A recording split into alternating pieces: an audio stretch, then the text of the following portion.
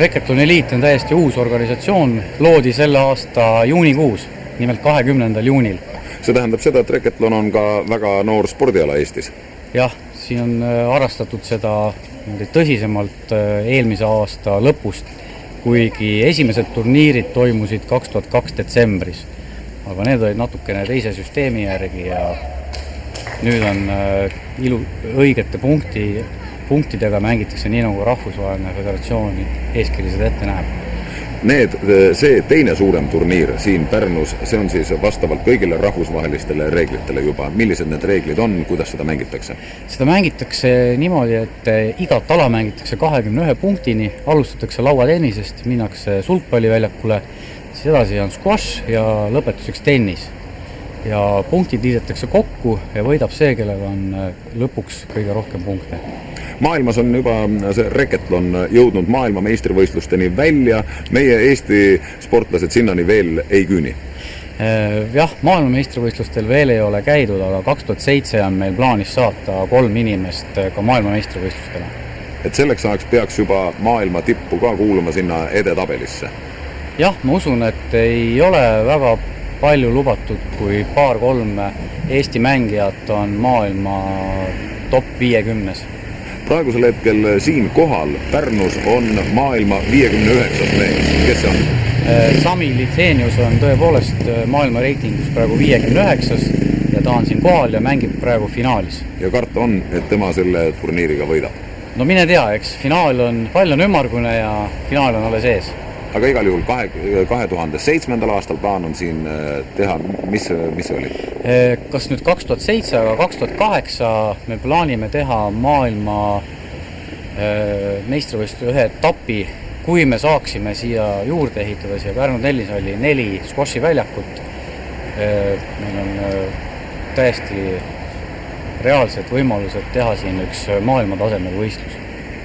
Palju õnne, juunioride klassi võit on sul Racketlonis käes. Sa võitsid endast 6 aastat vanemat. Oli see raske? No ikka oli raske, et 2 punktiga võita. Kui kaua sa oled Racketloniga tegelenud? No nüüd saab varsti aasta. Mis sinu põhialaks on? Põhiala on tennis ja pinks. Aga kuidas squash ja sulgpall? No need on nagu 2 kõrvalala, mida ma nagu oskan hästi. Aga neid tuleb veel arendada? Need tuleb veel, jah. Praegu oled 13, võitsid juuniorite klassi. Mis sul eesmärk on Racketlonis? Eesmärk on jõuda nii kõrgele kui võimalik. Ka tennises eraldi. Tennises eraldi, aga Racketlonis on sul plaan ka kunagi välja jõuda MM-ile? Jah, kindlasti. On aasta ka juba siis? Ei tea, peab isa kartama. 2008? Võib-olla tõesti. Aitäh. Jõudsid finaali ja finaalis sa mängisid soomlasega. Kes see soomlane on? Soomlane on põhimõtteliselt Soome 3. reket. Maailmas hetkel 59. Sami Lithenius. Ta rääkis mulle, et ta on olnud ka maailma 27. ja parim võit on tal maailma 9. üle.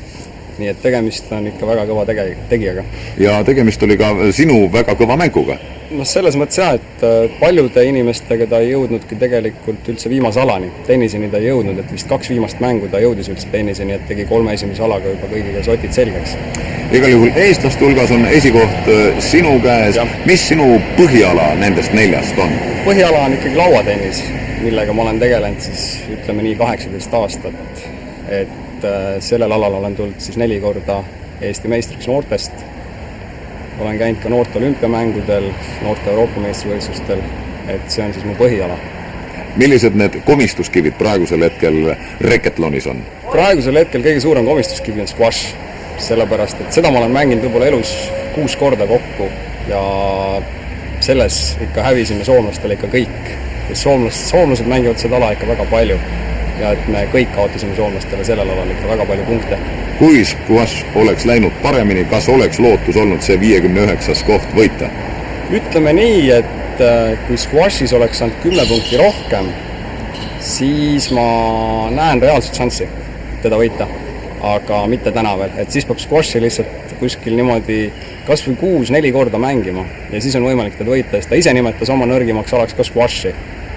Aga meil ei squashi mäng ei 21-7 tema kasuks. milline sinu eesmärk on reketlonis? Eesmärk kindlasti tahaks Eestis olla siin top 5. Ja noh, kui rahalised vahendid ka oleksid, siis tahaks rahvusvahelisi turniire ka mängida. Aga noh, hetkel tahaks ikkagi Eestis saada parimat hulka. Millal kuuleme sinu nime MM-il? Reketloni? Ütleme nii, et äkki 4 aasta pärast. Jääme ootama.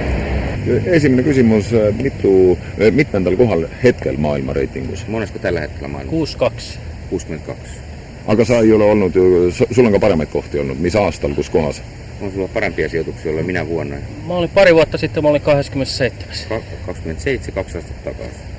Mitä sa ütled selle Pärnu turniiri kohta? Mitä mieltä sä olet tästä Pärnun turniirista? Tämä on ihan hyvä turnaus oli. Aina se tuntuu hyvältä, kun voittaa. Tuli se võit kergelt? Tuli se helpolle se voitto? No aika helpolle tuli. Aamun semimatsi oli kaikista vaikea. Ummikunen semifinaali oli kaiken raskein.